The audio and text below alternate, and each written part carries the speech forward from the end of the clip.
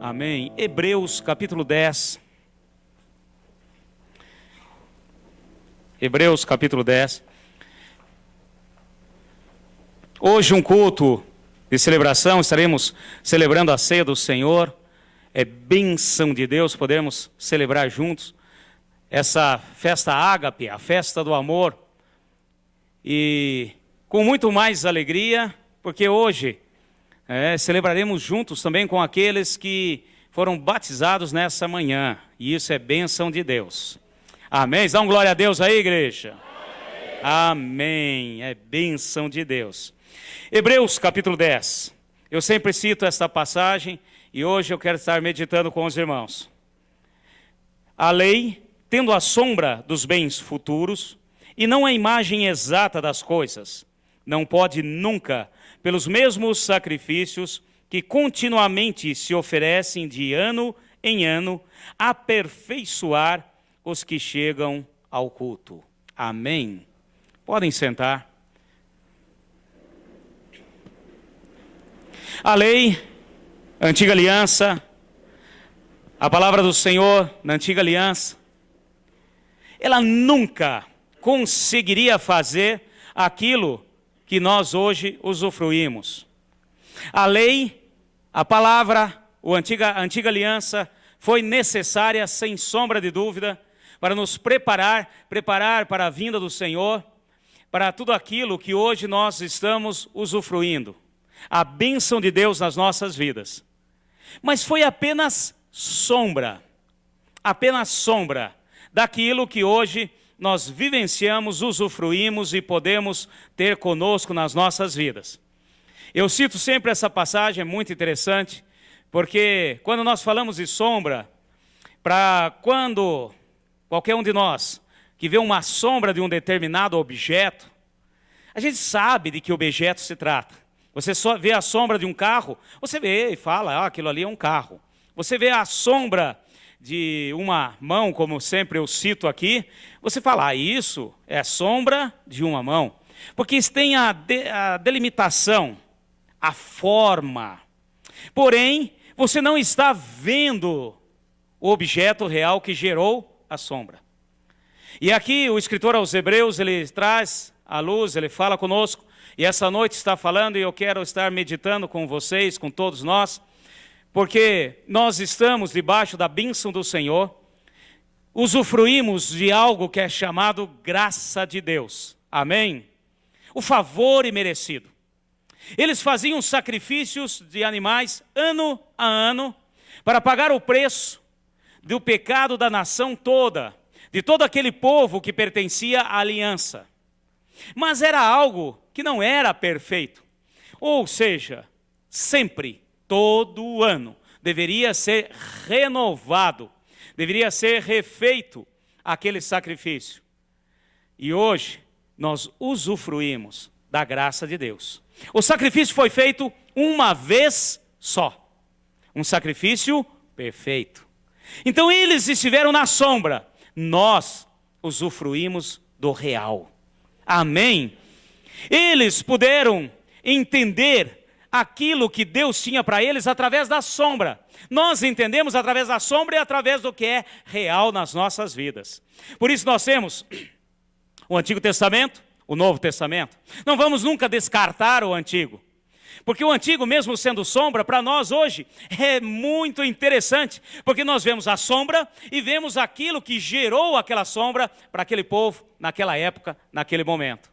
E estamos não somente observando isso, como usufruindo disso. Se antes eles caminhavam somente em promessas vindouras, hoje nós caminhamos nas promessas reais de Deus nas nossas vidas. E tudo isso, meus irmãos, é chamado de graça. E nós não podemos também distorcer a questão graça. Volta um pouquinho na sua Bíblia, rapidinho. Vamos aqui ao capítulo 4. No capítulo 4, tem algo aqui importante para nós, para que a gente possa entender esse princípio de Deus. E hoje estaremos celebrando. Vamos hoje estar lembrando aquilo que o Senhor fez por nós. No capítulo 4, no versículo 16, o escritor aos Hebreus, ele começa a mostrar a respeito do descanso no Senhor, a respeito da confiança naquilo que Deus tinha para a vida deles, algo que já estava se tornando real e vivo, que é o sacrifício de Jesus. E aqui diz o seguinte, diz assim, versículo 16, cheguemo-nos, pois, com confiança ao trono da graça, para que recebamos misericórdia e achemos graça, a fim de sermos socorridos no momento oportuno. Amém? Então hoje, nós precisamos entender isso. Ele está falando, olha, antes vocês viviam somente da misericórdia. Esse sacrifício que nós lemos lá no capítulo 10, feito de ano em ano, era a misericórdia de Deus. E hoje nós continuamos com a misericórdia de Deus nas nossas vidas. Amém, igreja? A misericórdia do Senhor, a misericórdia do Senhor é a causa de nós não sermos consumidos. E a misericórdia do Senhor é o perdão de Deus sobre as nossas vidas. Então, continua a misericórdia, louvado seja Deus, porque Ele vem nos perdoando de tudo e de todas as coisas. Mas eles viviam somente na misericórdia. E aqui o escritor aos Hebreus está escrevendo para aquele povo que entendia muito bem disso, falando, olha, não há mais necessidade de sacrifícios de ano em ano.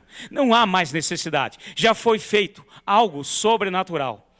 E agora nós precisamos ir. Nós temos que avançar até o sublime trono da graça. Amém. Para aquele povo hebreu, eles entendiam muito bem do que estava se tratando. O trono da graça, a presença de Deus, que conhecemos quando nós estudamos o tabernáculo, o templo, o Santo dos Santos, aquele local de manifestação do poder de Deus. E falou, olha, agora nós podemos chegar, nós podemos entrar, nós podemos nos dirigir, porque nós temos a misericórdia. O perdão de Deus está sobre nós. Amém? Fala assim, o perdão de Deus está sobre a minha vida. Esse é o primeiro ponto, meu irmão. E se você tem alguma dúvida com relação a isso, hoje, em nome de Jesus, nós vamos tomar posse da palavra de Deus. Ele nos perdoa de tudo aquilo que nós fizemos errado, de tudo aquilo que nós erramos, tudo. Se nós realmente confessarmos ao Senhor, deixarmos, o Senhor é misericordioso. Ele vem, nos perdoa e esquece. E esse ponto é muito importante, porque a questão do perdoar e esquecer é algo de Deus. Eu não sei você, mas eu, há anos atrás, e antes de realmente entender a palavra do Senhor, eu tinha comigo alguns problemas. Eu ficava pensando, olha, eu vou ser cobrado. Quando eu chegar na presença de Deus, eu vou ser cobrado das minhas faltas, dos meus erros. Estará ali uma lista que eu vou ter que prestar contas. Meu irmão, nós temos que prestar conta somente daquilo que nós não pedimos perdão. Amém, igreja? Tudo aquilo que nós clamamos a Deus, a misericórdia dele, ele perdoa e esquece. E isso chama-se misericórdia, na bênção. Então a misericórdia continua. E aquele povo usufruía da misericórdia por um sacrifício de um animal que levavam de ano em ano. E aquele animal, ele era analisado, um animal perfeito aos olhos do homem, para que pudesse sacrificar e vir com a misericórdia. E aqui ele continua dizendo, e achemos graça, entrando no trono da graça. E o que o Senhor pede para nós? Que a gente venha achar a graça de Deus. E quando nós falamos graça de Deus, muitas vezes nós temos já na ponta da língua. A gente pergunta para as crianças, nós aprendemos na escola bíblica, as crianças aprendem nas escolinhas aqui, o que é graça? Todos respondem, favor merecido. Eu não mereço, mas recebo. Então eu quero dizer para vocês, esse é o ponto aqui para nós nessa noite. Não vamos somente usufruir da misericórdia, mas vamos usufruir também da graça. Amém, meus irmãos? Aquele povo, eles usufruíam somente da misericórdia. Eles realmente tinham a misericórdia de Deus. Aquele sacrifício daquele animal, aquele ritual que faziam, trazia sobre eles a misericórdia de Deus. Porém, para nós que não estamos somente na sombra, mas no real, nós usufruímos da misericórdia e temos a graça. Amém? Cutuca o seu irmão do seu lado aí e fala assim, você tem a graça de Deus, meu irmão. Na benção. É um favor imerecido. Mas hoje, em nome de Jesus, eu quero que a gente venha realmente entronizar. Porque às vezes a gente fica falando a favor e merecido. Quer dizer, eu não merecia e recebi. Amém, pronto. E fica uma coisa tão automática. Não, em nome de Jesus. Hoje nós vamos realmente entender e tomar posse desta palavra, porque é uma palavra poderosa. Amém, igreja? A graça de Deus está sobre as nossas vidas. A misericórdia e a graça. E a graça vai muito além. E eu estava à tarde pensando, como que eu posso explicar isso aí? Como que nós podemos, ó Deus, fazer-nos entender melhor essa questão da graça? Não ficar somente no automático e falar que é favor e merecido. Eu sei, eu não merecia, mas recebi, amém. Ó, obrigado, Senhor. Amém, é isso. Porém, nós temos que introduzir no nosso coração a verdade dessa palavra. Porque aí sim nós vamos poder usufruir da bênção que ela traz sobre as nossas vidas. Então eu estava pensando, como que podemos fazer? E eu quero falar para vocês, eu quero fazer aqui contar uma historinha, vamos fazer algo para a gente poder, para ver se eu consigo me fazer entender. Imagina que você tem uma casa, num bairro bom, tranquilo, sossegado, a casa é sua, você está lá sentado na varanda, e a sua casa está arrumadinha, do jeito que você sempre sonhou. Você arrumou, você fez daquela maneira que você sempre pensou e sempre sonhou. O muro na frente, a grade, o portão, tudo belezinha. E você está numa certa tarde, sentado ali na varanda, bem tranquilo. De repente você olha e o filho do seu vizinho, que mora na casa da frente, pega o carro do pai para aprender a dirigir. Sem o consentimento do pai. Então ele pega o carro e ele falou, não, eu vou aprender a dirigir sem o consentimento do pai. E ele vai, sai, manobra, vai daqui, vai de lá, e você está simplesmente olhando.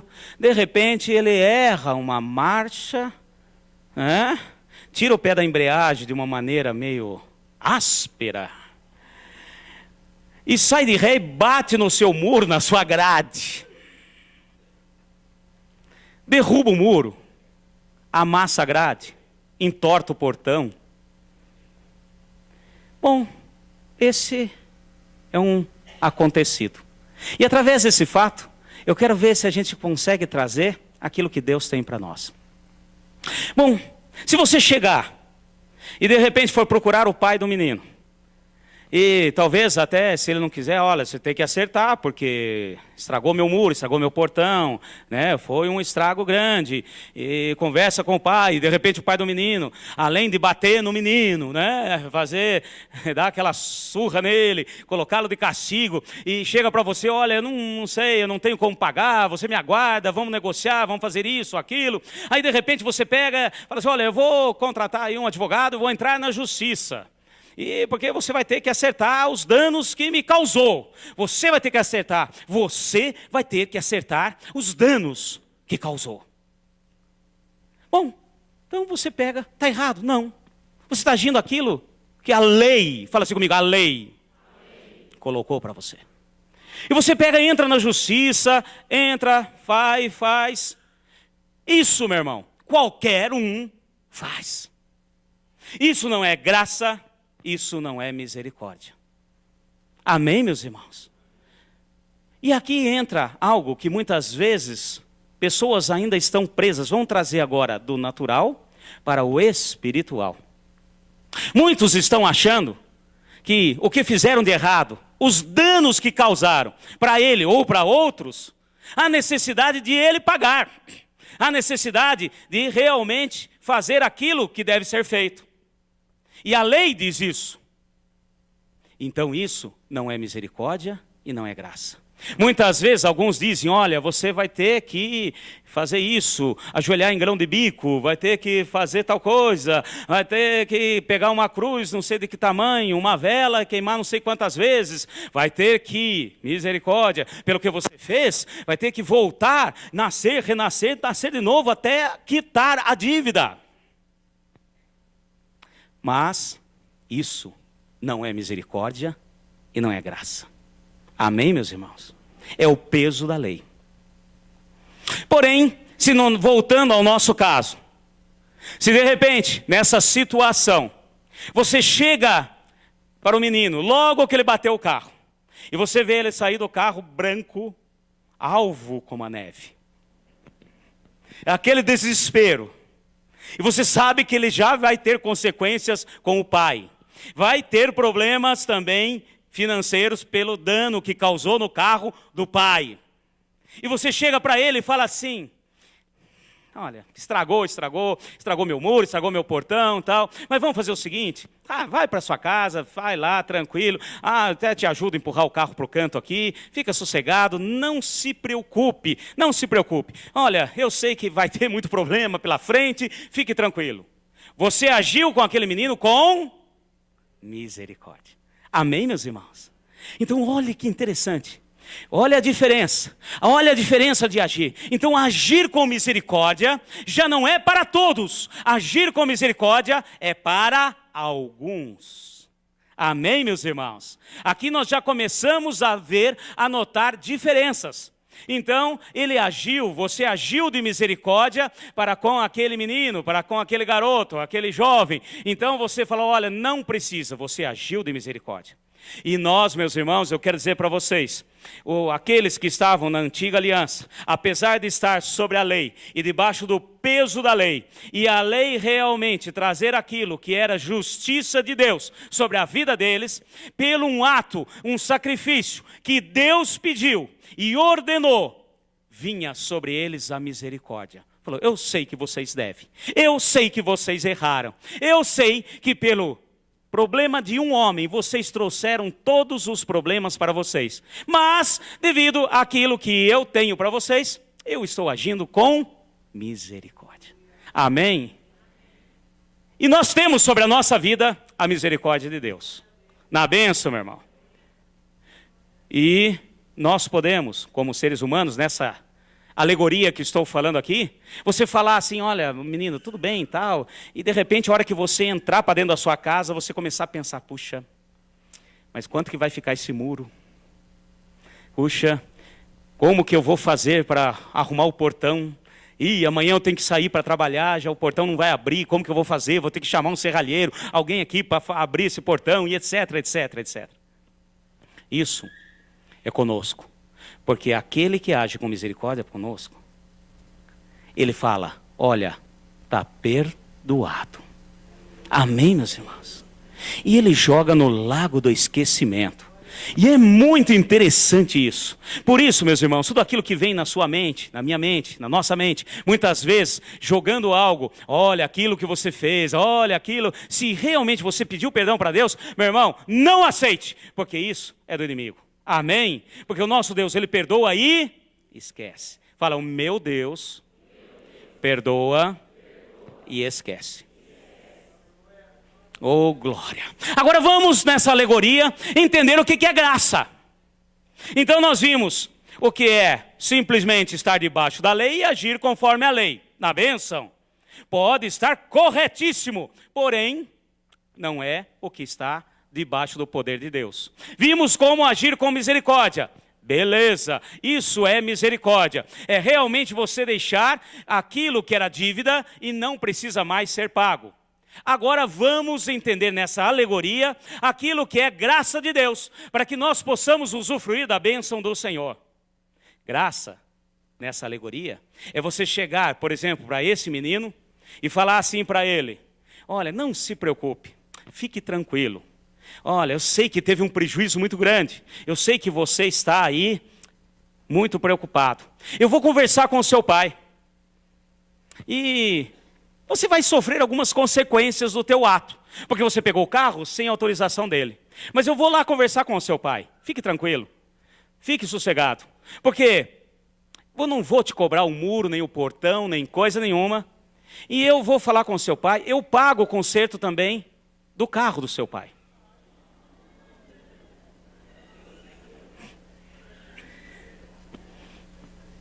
E não para aí. Ser gracioso, meu irmão, nessa alegoria, é ir até aí e ainda continuar.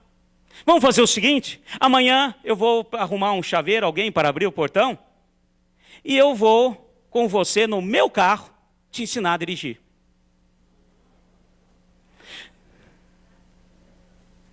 Graça. Amém, meus irmãos? Está dando para entender? Vai além da misericórdia. Graça te traz para junto. Graça te auxilia a vencer nas suas dificuldades. Graça é um favor imerecido que nós precisamos entender esse princípio de Deus na bênção.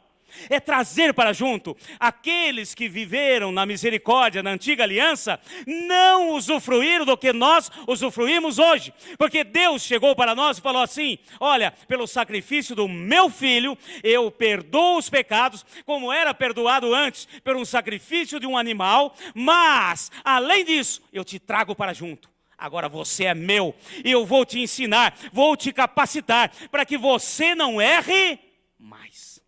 Amém, meus irmãos? Isso é graça. E é isso que nós precisamos usufruir. É isso que Deus espera de nós. Então, você chegar nessa alegoria, falar com aquele menino e falar: olha, não somente te perdoo, vou pagar o prejuízo do carro do seu pai também, porque eu tenho, eu posso e eu faço.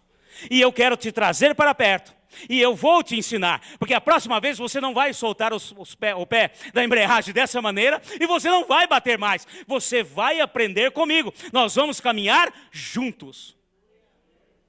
Graça é tornar-se filho de Deus. Amém, meus irmãos? Não é apenas ser perdoado. Graça é você chegar para junto do Pai. E é isso que o Senhor espera de nós. Entender esse princípio. Entender essa palavra sobre as nossas vidas. Se antes viviam somente na sombra, hoje nós vivemos na realidade de Deus. Amém? Ai, pastor, eu já vi pessoas falarem, quando entrar na eternidade, na glória, ai, vai ser uma bênção poder usufruir da presença de Deus. Meu irmão, sim, será algo notável.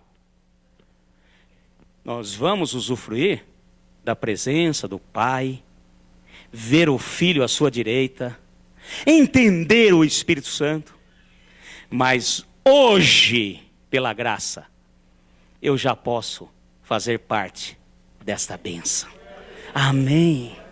Hoje eu já posso fazer parte desta bênção de Deus. Por isso que nós somos os únicos na face da terra que a gente pode sentir saudade de algo que ainda não tivemos.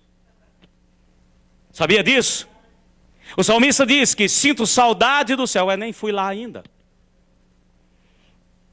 É porque nós já usufruímos da graça, da presença de Deus.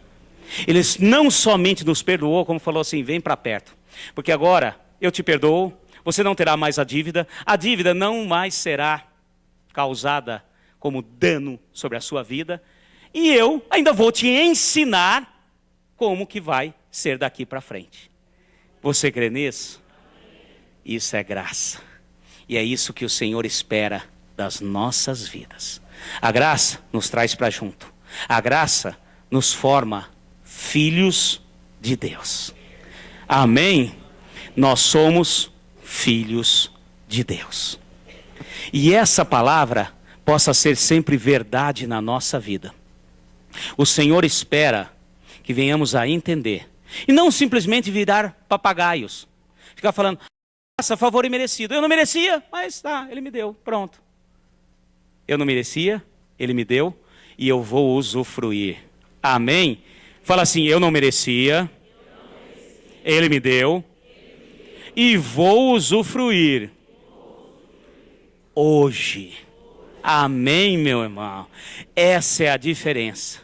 E nós sempre veremos a diferença daquele que serve e aquele que não serve a Deus.